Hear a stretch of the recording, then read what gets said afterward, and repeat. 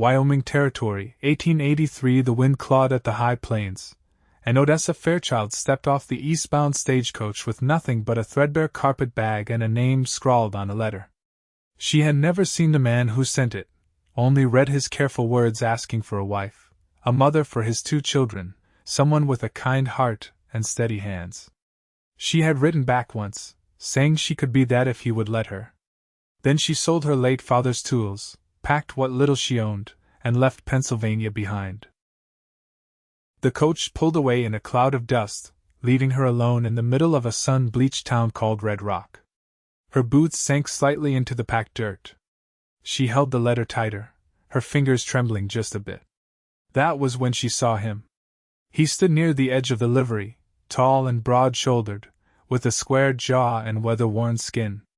His dark hair curled slightly at the ends, and his pale blue eyes locked onto hers like he had been waiting for this moment longer than he cared to admit. "You Odessa?" His voice was low, steady. Not warm, not cold. Just real. "I am," she said, lifting her chin. "You must be Rylan Whitlow." He nodded once. Behind him, a little girl peeked out from inside the stable. She had a head full of light brown curls and held a cloth rabbit close to her chest. A boy stood next to her, a little older, maybe 10. He watched Odessa with open suspicion. "These are mine," Rylan said. "Gideon and Grace."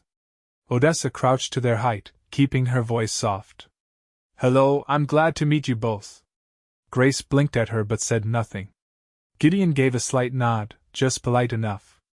Rylan shifted, rubbing the back of his neck. "You traveled far. Let's get you home." He loaded her bag into the back of the buckboard, then helped her up beside him. His hand was rough and calloused, and when their fingers touched, she felt something solid in it. Not romance. Not yet. But something she had not felt in years. Safety. The ride out to the ranch was quiet. Odessa watched the land stretch wide and empty, grass rolled like waves under the wind, and the mountains rose like distant promises. Rylan did not speak much, but when he did, it was simple and sure. "That letter you sent," he said, eyes fixed ahead. "You said you know how to care for children." "I do," she said. "I raised my sister from the time I was 14. He nodded again. "Good." When they reached the ranch, Odessa took in the weathered farmhouse, the barn with missing boards, and the fence that leaned like it had grown tired. But the place was clean, and the porch swept. Someone had tried. Inside, the home smelled of wood smoke and bread. She followed Rylan to a small room off the hallway, a narrow bed, plain dresser, lace curtains faded by sun. "It's not much," he said, almost apologizing. "It is enough," she said. That night, after the children were asleep, Odessa stood by the sink washing the dinner plates. Rylan joined her, drying them with a clean cloth. His hands worked slow, methodical. "You really came all this way with nothing?" he asked. She looked over at him, her voice quiet. "Nothing but hope. And that letter." He studied her face, something shifting in his expression. "Hope's a stubborn thing." Their eyes held for a moment too long, and she looked away, heart thudding. The days that followed settled into a rhythm. Odessa rose early, made breakfast, combed Grace's hair, helped Gideon with his lessons. She mended shirts, patched the roof, and kept the house warm and clean. Every evening, Rylan returned dust-covered and tired from the pasture, and she met him at the door with a calm smile and warm food. One morning, after Rylan had left for the fields, Odessa found Grace crying in the barn. The little girl clutched her rabbit tight, her small shoulders heaving. Odessa knelt beside her. "What is it, sweet pea?" Grace's voice trembled. "Mama used to sing to me in this barn." I remember her voice. Odessa wrapped her arms around her. "Would you like me to sing to you?" Grace nodded, and Odessa began humming a lullaby from her childhood, soft and slow. The girl's crying quieted, her little body relaxing in Odessa's arms. From across the field, Rylan had seen them.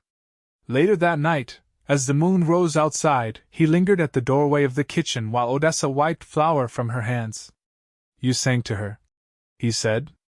"I did. She has not let anyone hold her since Mary died." Odessa looked at him. "Children understand more than we think. They know when someone cares." He stepped closer, his voice low. "She is smiling again." There was a long pause. Then she said, "So are you." Rylan held her gaze for a moment. "Maybe I am." That night, Odessa lay in bed, staring at the ceiling. She could still feel the warmth of his eyes on hers.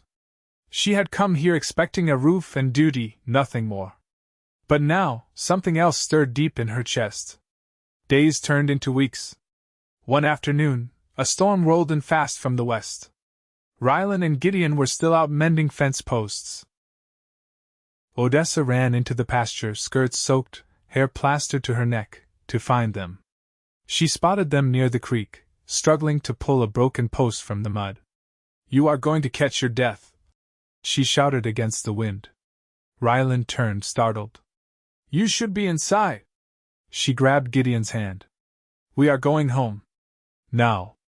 Later that night, Rylan stood at the doorway of her room, his shirt still damp. "Why did you come after us?" She stepped closer.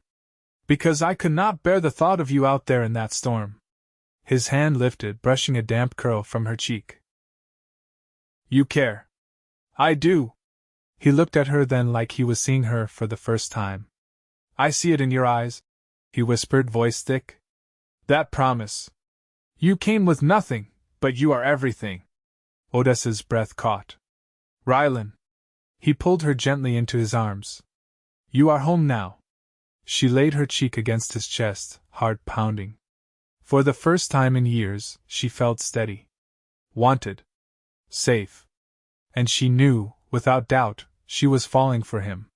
Not just the rancher who wrote her a letter, but the man who saw something precious in her before she had seen it in herself.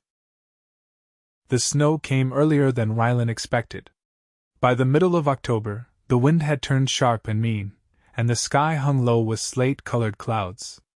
Odessa stood at the window that morning, watching as the first flakes drifted down. Grace pressed her nose to the pane beside her, the hem of her dress damp from where she'd been helping bring in the last of the laundry.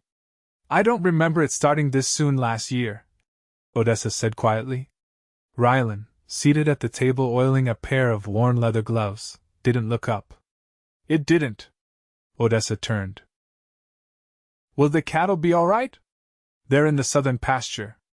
Better shelter there," he said. "Still, I'll ride out this afternoon and make sure they're tucked in proper." Grace tugged Odessa's hand. "Can I help stir the cornbread?" Odessa smiled. "Only if you promise not to eat the batter this time." Rylan's mouth twitched, but he stayed silent, focused on his gloves. Odessa kept her eyes on his hands, the way his fingers moved with quiet care. She could feel the question rising in her, one she hadn't dared ask until now. "Rylan," she said, her voice low enough so the children wouldn't catch the thread of it. "Why did you choose me?" He paused, then set the gloves down. "You wrote plain. No frills, no trying to be someone else. You said what you could do and what you couldn't. I figured that kind of honesty meant more than fine words." She nodded slowly. "I wondered if you'd meant to choose someone soft." "I didn't need soft." His gaze met hers. "I needed steady." Odessa looked down at her hands. "I'm trying to be. You are." That night, after supper, Gideon lingered at the table long after Grace had fallen asleep curled against Odessa's side. He was carving a piece of pine with his jackknife, the shavings falling in a neat pile. Odessa didn't speak until he looked up. "You miss her, don't you?" she asked. He nodded once. "I never meant to take her place." "You didn't," he said. "But Grace cried less when you started reading to her." Odessa reached over and gently brushed a fleck of sawdust from his sleeve. "Your father doesn't speak much about her." "He don't need to," Gideon said. "We remember." Odessa met his eyes. "That's good. You should." He studied her a moment. You're not what I expected. She smiled faintly. Neither are you. The next morning, Rylan left before dawn. Odessa rose to pack him bread and smoked meat, wrapping it in cloth. She handed it to him on the porch, the lantern casting a soft glow across the snow-dusted steps. Ride safe, she said. He looked at her like he meant to say more, but only nodded and slipped the food into his saddlebag. When he was gone, Odessa settled the children with chores, then walked out to the barn. She found a splintered crate in the corner, and began mending it with a hammer and nails she'd found in the root cellar. The rhythm steadied her, the cold air biting her cheeks. By midday, a stranger rode up the lane. Odessa spotted him from the kitchen window, tall, broad-shouldered, wrapped in a buffalo coat. She stepped out onto the porch as he approached. He tipped his hat. Looking for Rylan Whitlow. He's out checking his cattle. You can wait if you'd like. The man dismounted, his boots crunching in the thin snow. Name's Elias Dobbins. I worked with Rylan back when he freighted goods through Dakota Territory. Odessa gestured toward the barn. You can put your horse there. I'll warm some coffee. Elias followed her inside, glancing around. Didn't expect to see a woman here. I imagine not, she said, pouring the coffee into a tin cup. He took it, nodding. You his wife? I am. Elias eyed her. He used to talk about Mary like the sun rose and set in her smile. Didn't think he'd ever take another. Odessa met his gaze evenly. He hasn't taken me. I came of my own choosing. Elias gave a grunt that might have been approval. You've got iron in your spine. She didn't answer. She didn't need to. Rylan returned before sunset, his coat heavy with snow. Odessa met him at the barn, brushing flakes from his shoulders before he could speak. Elias Dobbins is inside, she said. Says he knew you. Rylan's brow furrowed. I haven't seen him in 5 years. He asked questions, she said. Nothing too bold. I'll handle it. Later, after Elias had gone and the children were in bed, Rylan stood by the hearth, arms crossed. Odessa sat nearby, darning a pair of socks. He asked if I still carried my grief like a second skin, Rylan said. She looked up. I told him it doesn't fit me anymore. Not since you. Odessa set the sock down. You didn't have to say that. I wanted to. She rose and crossed the room, standing in front of him. I'm not her. His voice softened. I know. I won't ever be. I don't want you to be. She searched his face. Then what do you want, Rylan? He reached for her hand, rough fingers curling around hers. To build something new. If you want it to. She swallowed. I do. He leaned in, forehead resting against hers. The fire crackled behind them, warm and quiet. Neither spoke again that night, but the silence between them had changed. It was no longer a space filled with waiting. It was a promise beginning to take root. By late November, the wind had sharpened to a knife's edge and the woodpile outside the kitchen door had to be restacked every third day. Odessa rose earlier now, before the pale light crept across the horizon, and moved through the house without waking the children. The cold didn't bother her the way it used to. Hard work had a way of burning through it. Rylan had been quieter since Elias left. Not withdrawn, but thoughtful, like he was weighing something deep in his chest. Odessa didn't press. She didn't need to. What mattered always found its way to the surface when the time was right. One morning, she found him in the far field, kneeling beside the fence line with a length of wire coiled at his feet. You could have sent Gideon out with this, she said, brushing snow from the top rail. Rylan stood slowly, glancing at her gloved hands. He's helping Grace with her sums. She won't sit still for me. She listens when you're not looking, Odessa said. She just doesn't want you to see her try too hard. He nodded once. That sounds like Mary. She leaned on the post beside him. You don't talk about her in pieces. Only in outlines. He looked out toward the cattle, their dark shapes moving slow against the white. She laughed with her whole mouth. Wasn't afraid to spit when she was angry. I used to think she was the only woman who could stand this kind of loneliness. And now? I was wrong. Odessa's breath caught in her throat. She looked down at her boots, then back toward the cabin. Smoke curled from the chimney, soft and steady. I'm not trying to replace her, she said. You're not, he answered. You're standing beside her memory, not in its shadow. She reached for the nail pouch at her hip, offering him a fresh spike. Then let's finish this fence. That evening, after the children had gone to bed, Rylan laid a folded cloth on the table. Odessa unwrapped it to find a small, hand-carved box. Inside lay a brooch shaped like a prairie flower, its petals formed from abalone shell and set in brass. The pin had dulled with age, but the craftsmanship was delicate. It was my mother's, he said. She wore it every Sunday until her hands shook too much to fasten it. It's beautiful, she whispered. I'd like you to have it if you're willing. She traced the edge of one petal with her thumb. Why now?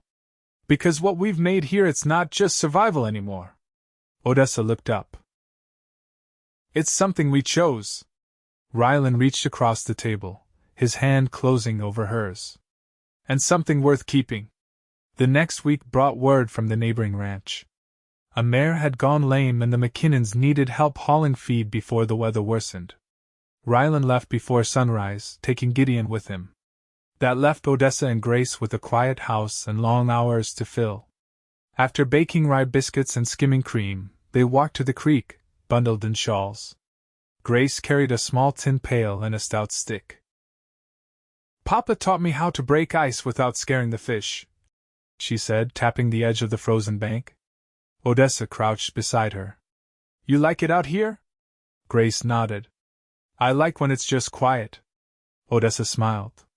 Me too. Grace frowned at the water. Do you miss your family? I do, Odessa said. But missing someone doesn't mean you stop living. Grace looked up. Papa used to look tired all the time. He doesn't now. Maybe he just needed someone to help carry the load. Grace tilted her head. Are you staying? I'm not going anywhere. That night, when Rylan and Gideon returned, Odessa met them in the barn with towels and hot cider. Gideon's cheeks were red from wind, and he grinned as he handed her a small jar. Mrs. McKinnon sent this. Says you've got a better hand for apple butter than she does. Odessa laughed softly. I'll take that as a fine compliment. Rylan watched her, his face unreadable in the lantern light. When the children had gone inside, he lingered by the tack wall. You've made something here, he said. Not just with the house. With them. With me. She stepped beside him, the hem of her skirt brushing hay. I didn't come to be a savior, Rylan. He turned toward her. No. But you became a home. Odessa reached up, brushing a fleck of straw from his collar. Then let's stop pretending we're still waiting for something. He leaned down, slow and sure, until his forehead rested against hers, breath warm in the chilled air. We're not waiting anymore. Their lips met, quiet and full, like a door opening after years of silence. And when they stepped back, hands still joined, the stillness between them felt like peace. Not the absence of grief, but the presence of something deeper, earned, steady, and whole. The last of December settled across the land like a worn quilt, soft in the mornings, bitter by dusk. Odessa stood in the lean-to behind the barn, her sleeves rolled up, sleeves damp from scrubbing a copper washtub full of linens. The wind slipped through the loose boards, but she'd long grown used to its cutting cry. The rhythm of her life here didn't leave room for complaint. From the corner of her eye, she caught Grace and Gideon in the side yard. He was hauling water from the pump while she tried to balance a chipped tin cup on her mittened hand. They didn't notice her watching. That was the way of children, they lived forward, not backward, and it comforted her more than she could say. A door creaked behind her. Rylan stepped into the lean-to, his coat dusted with grit from the woodpile. He held a folded sheet of paper. Letter came from Cheyenne, he said, offering it. She wiped her hands on her apron before taking it. The envelope was worn at the edges, the ink faded. The handwriting was familiar. "My sister," she said, more to herself than to him. "I ain't heard from her since before I left the East. You want me to give you a moment?" She shook her head. "No. Stay." She cracked the seal, her fingers trembling ever so slightly. Rylan leaned against the wall, arms crossed, watching her face rather than the letter. After a long moment, Odessa folded the paper and tucked it against her chest. "She's in Pittsburgh now. Married to a widower with 3 sons. Says she's happy but tired all the time. She asked if I ever found peace out here." Rylan waited. "I think I have," she said. He stepped closer, brushing a streak of ash from her cheekbone with the pad of his thumb. "That what you'll write back? I'll tell her peace doesn't come all at once. It comes in pieces." A child's laughter. A man's steady eyes. The quiet between storms. Rylan's brow furrowed slightly. "You think they'll believe that back east?" "I don't know," she said. "But I believe it." Later that week, Rylan took her out past the North Ridge, where the land opened like a breath and the horses grazed in knee-deep snow. He walked beside her in silence, their boots cutting clean lines through the crusted drifts. "I was thinking," he said, adjusting his scarf against the wind, "about spring." She turned her head slightly. "There's a parcel down by the creek. Good soil. If we cleared it, you could have a garden." Odessa stopped walking. "You'd give me land for that?" "I'd give you land for anything you want to grow." She looked out over the bare earth, the cottonwoods stripped down to bone. "I'd plant columbine. Maybe runner beans." "My mother used to say the best things grow quiet, but strong." Rylan nodded. "You'd know." That night, over a stew of elk and winter potatoes, Gideon asked, "Are we going to the winter dance next week?" Odessa hesitated, ladle mid-air. "What dance?" "At the schoolhouse," he said. "Miss Rowley said all the families are welcome." Rylan glanced at her. "We've never gone." Grace piped up. "Can we this time? Please?" Rylan met Odessa's eyes. "What do you think?" She set the ladle down. "I think Grace has never had a ribbon in her hair for such a thing." "And I've never seen you dance." "I don't," he said. "You might," she answered. "With the right reason." He didn't argue. The day of the dance, Odessa let Grace pick from a small box of trimmings she'd kept wrapped in muslin. They settled on a green ribbon, thin as thread, tied into a bow at the nape of her neck. "You look like a pine bough in sunlight," Odessa whispered. Grace beamed and ran to show her brother. Odessa wore a dress she'd let down twice already, navy with a faded hem. She'd stitched a new neckline the week before, just enough to smooth the years from it. Rylan, in a freshly brushed coat and a shirt that still smelled faintly of lye soap, met her at the front door. "You look like you belong in a place finer than Red Rock," he said. She hooked her hand into his arm. "Then it's a good thing I belong right here." The schoolhouse was strung with lanterns and pine branches, the scent of smoke and molasses thick in the air. Children chased each other between the benches, and a fiddler tuned his strings near the front. Odessa stood near the stove, watching Grace spin with 2 other girls, her cheeks flushed with laughter. Rylan approached her, holding out a hand. "You said I might dance?" She raised an eyebrow. "You certain?" "No," he said. "But I'm willing." She took his hand, and they moved together in slow steps, his touch firm at her waist, her fingers light on his shoulder. They didn't speak, didn't need to. The music wrapped around them like a story already told. When the night wound down and snow began to fall again, they walked home beneath the stars, the children asleep in the wagon bed behind them, bundled under blankets. Rylan's voice was low. "You've changed this place." Odessa looked at the sky. "It changed me, too." He stopped the wagon just before the house came into view. "I was a man stuck in his own past. Now I'm looking forward." She turned to him, heart steady. "Then let's build something worth looking toward." He reached across the seat, drawing her hand to his lips. Starting with the next sunrise. Odessa leaned her head against his shoulder, and together, they watched the snow fall over the land that had taught them both how to begin again. By March, the earth had begun to soften. The snow receded in patches, revealing soil still dark with the memory of frost. Odessa stood in the backfield, sleeves rolled to her elbows, turning ground with a spade Rylan had sharpened the night before. She worked in silence, the morning sun catching in her hair, damp at the temples. Each lift of earth felt like a promise. Rylan watched from the fence line, one boot hooked on the lowest rail. "You're ahead of the thaw," he said. "I'd rather be early than late." She straightened, brushing dirt from her palms. "The ground's eager. I can feel it." He stepped forward, took the spade from her hands. "Let me finish this row." Odessa passed it over without protest. "You're not usually one for planting." "I never had someone to plant with." She didn't answer. The quiet between them had shifted since the dance grown deeper, steadier. There was no need to fill it with words. After a long moment, she reached for the seed sack beside her and knelt to press beans into the damp furrow behind him. The next day brought a letter from the circuit judge in Laramie. Rylan held it in his hands for a long time before opening it, sitting at the kitchen table while Odessa stitched a tear in Gideon's sleeve. When he finally unfolded it, his brow furrowed. Odessa looked up. "Bad news?" He laid the letter down. "It's from Judge Harlow. He's willing to come out in April. He'll marry us if we're ready." She threaded her needle again. "We are." Rylan met her eyes. "You sure?" "I said yes to this life the day I stepped off that stage." She tied off the thread. "Now I'd like to say it in front of someone who can write it in a book."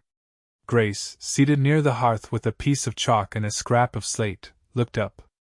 "Do I get a new dress for it?" Odessa smiled. "You'll have ribbon on your sleeves and a bow at the back." Gideon tapped his pencil against the table. "Do I have to speak in front of anyone?" Rylan reached over and tousled his hair. "Just stand straight. That'll be enough." As April rose out of the thaw, Odessa and Grace walked to the McKinnon homestead. Mrs. McKinnon, a tall woman with a hawk's gaze and a dress always dusted in flour, lent Odessa a veil that had belonged to her sister. "It's not fine," she said, "but it's honest." Odessa accepted it with both hands. "That's all I've ever wanted to be." The wedding was held in the clearing near the creek, where the cottonwoods had begun to bud. Rylan wore his father's vest, the seams let out by Odessa's careful hands. Gideon stood at his side, his boots polished, and his hair combed back with water. Grace held wildflowers in her palms, her green ribbon fluttering in the breeze. Judge Harlow read from his book with slow, deliberate words. When he asked if there were vows to exchange, Rylan cleared his throat and looked at Odessa. "I didn't write anything," he said. "But I'll say this. I built this house so my children would be safe. Then you came, and it became a home. I didn't know I needed more until you gave it to me." Odessa reached for his hands. "I came west with no map but hope. You gave me roots when I didn't think I'd ever belong again. I've never known steadier ground than the way you look at me." Rylan's voice was low. "Then we'll keep building from here." Judge Harlow closed the book. "By the authority of the territory, I pronounce you man and wife." The wind lifted Odessa's veil, brushing it across Rylan's shoulder. He reached to steady it, then leaned forward and kissed her, slow and certain. The gathered neighbors clapped politely, and Grace threw her flowers into the air. That night, the house was quiet again. Gideon and Grace had fallen asleep in the loft, and Rylan stood at the window watching the creek shimmer under the moonlight. Odessa came up behind him, her hand resting lightly on his back. "You always stand when you think."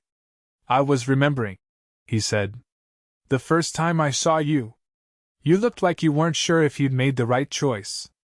"I hadn't decided yet," she said, smiling. "But you made it easy to stay." He turned and drew her closer.